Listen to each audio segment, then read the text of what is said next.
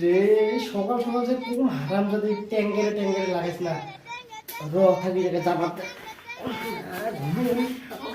আজকে কোনো বাধা নেই।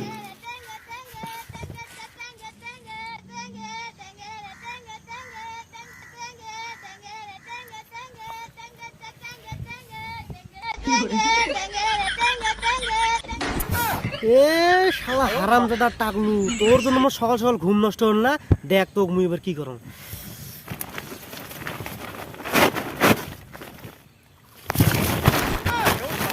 টাকলু ট্যাঙ্গে এইবার বুঝবো মজা।